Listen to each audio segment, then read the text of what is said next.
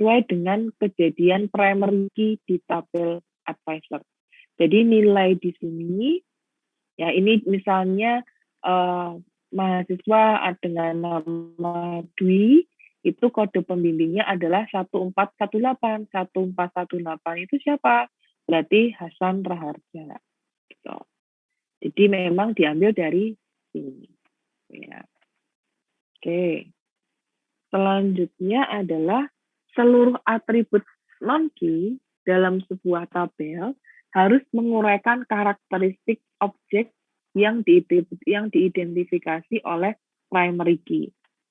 Nah, jadi untuk biasanya ini tambahan sih, makanya disebut atribut non-key. Misalnya kalau di luar negeri mungkin nanti ada mahasiswa di kampus-kampus luar negeri kan, misalnya di kampus di Singapura itu kan nggak mungkin cuma mahasiswa bahkan di Jogja aja ya. Kita lihat di A memang belum ada gitu ya. Kalau di UGM gitu, misalnya di UGM itu kan pasti ada mahasiswa dari luar negeri. Nah, nanti pasti ada salah satu isian atributnya itu adalah nationality. Dia dari mana? Indonesia kah? Atau mungkin dari Malaysia atau dari mana gitu. Jadi memang tambahan. Oke.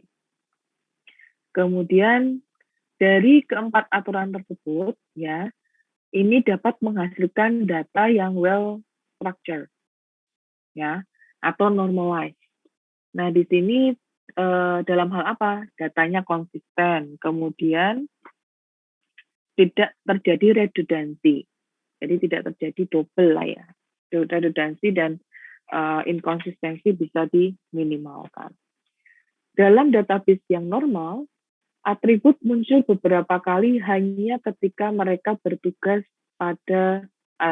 bertugas sebagai foreign key. Jadi kalau misalnya kita ingin mengetahui data lain di tabel lain, yang bisa dikombinasi atau berhubungan, maka dia akan menjadi foreign key. Ya, itu normal, saudara. Bukan hal yang aneh.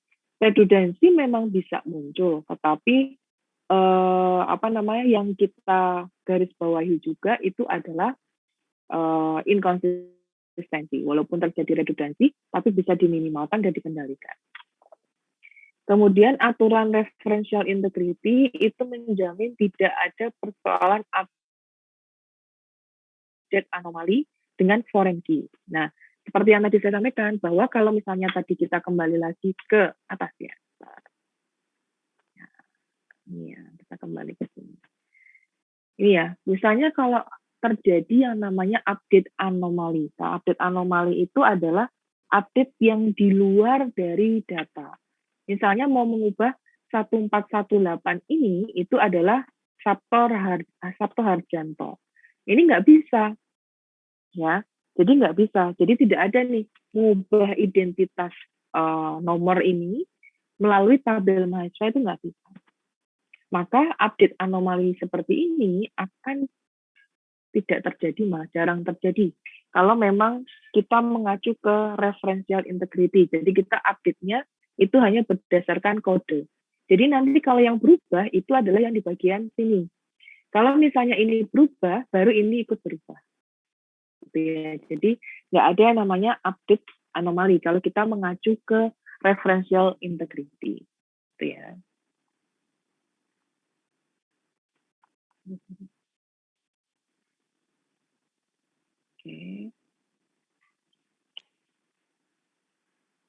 Oke, itu tadi tentang pengubahan data.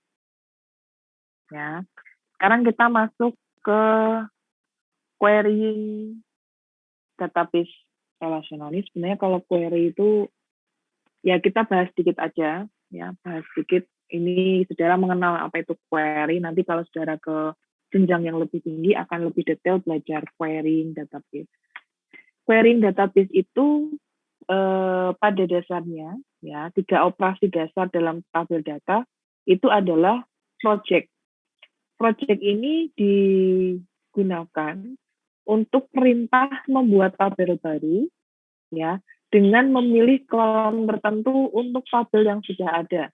Jadi kalau project itu membuat tabel baru, tapi di data yang di tabel yang sudah ada. Kalau restrict itu tabel baru di data yang sudah ada, tetapi harus dengan kondisi tertentu. Ya. Kemudian kalau join ini adalah tabel, membuat tabel baru, ya, atau membuat tabel dengan memilih kolom-kolom tertentu.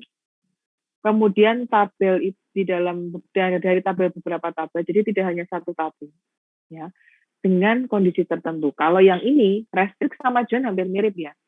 Kalau restrict itu datanya hanya pada satu tabel, tapi kondisi tertentu. Kalau join itu lebih dari satu tabel, jadi menggabungkan beberapa tabel dengan kondisi tertentu.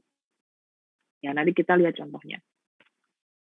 Oke, yang pertama dalam query relational ini, ya itu ada dua bahasa yang digunakan.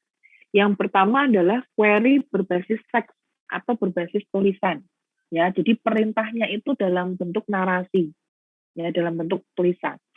Yang kedua itu adalah bahasa query berbasis grafik dalam bentuk tinggal kode datanya saja yang kita butuhkan. Kalau yang ini benar-benar narasi, saudara. Kalau yang ini itu dalam bentuk data. Nah, ini nanti bisa apa ya namanya? Kalau dulu zaman saya kuliah di AA, itu ada satu mata kuliah yang disebut pemrograman dasar. Nah, pemrograman dasar ini kaitannya sebenarnya ini praktiknya dari SIA gitu. Jadi kita praktiknya dari SIA. Nah, kita diminta membuat suatu sistem ya, di mana sistem itu membuat sistem database ya. Kita membuat sistem database.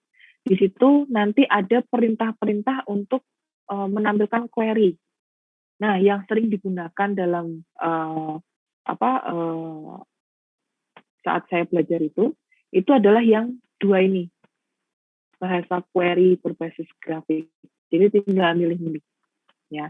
Atau yang lebih umum ya, saudara mungkin ada yang pernah belajar Microsoft Access. Nah itu ya juga sama. Kalau yang yang dalam bentuk teks itu ya lumayan sulit buatnya.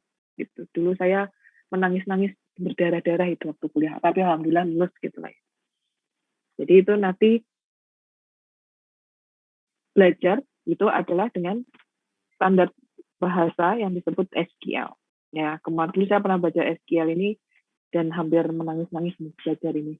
Karena saya jurusan akuntansi, nggak ngerti bahasa pemrograman, tapi kita diminta untuk membuat seperti ini. Ujiannya juga meminta buat seperti ini. Ya, sekarang udah nggak ada mata kuliahnya kalau nggak salah. Ya. Oke, kita akan lihat nanti contoh perbedaannya ya. Untuk penulisan SQL, itu kita nanti menggunakan beberapa hal, yaitu adalah select, yang tadi ya kita mengenalkan sedikit select, ini digunakan untuk memilih kolom dalam sebuah tabel yang akan ditampilkan untuk menjawab query. Ini adalah implementasi dari project. Ya. From itu digunakan untuk memilih tempat kolom terpilih berasal. Apabila dua atau lebih tabel ditampilkan, maka menggunakan perintah join. Ya. Kemudian kalau where itu digunakan untuk menentukan syarat atau kondisi data yang diinginkan untuk ditampilkan dalam merespon query. Ini adalah implementasi dari restrict. Oke, kita lihat order by itu digunakan untuk menentukan format jawaban. Ya, nanti pengen di filter seperti model di filter pengen seperti apa gitu ya. Pengen dari descending atau ascending gitu ya. Pengurutannya mau seperti apa. Kemudian group by itu digunakan untuk merespon kolom mana atau tabel mana yang merupakan subjek operasi matematis. Seperti nanti mau di sum atau di minimum atau di maksimum. Oke. Ini ada data seperti ini, saudara. Data faktur penjualan. Nah, data faktur penjualan. Ada nomor faktur, tanggal, petugasnya siapa, kode pelanggannya berapa, gitu ya, nilai fakturnya berapa. Oke. Nah, kemudian query yang